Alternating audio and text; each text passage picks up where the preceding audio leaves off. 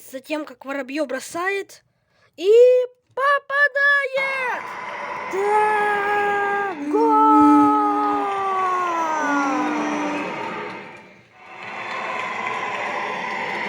Внимание, идет видео просмотра на то, что шайба не попала в ворота.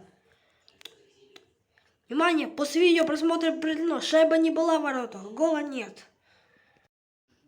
Максим бьет по воротам и забивает!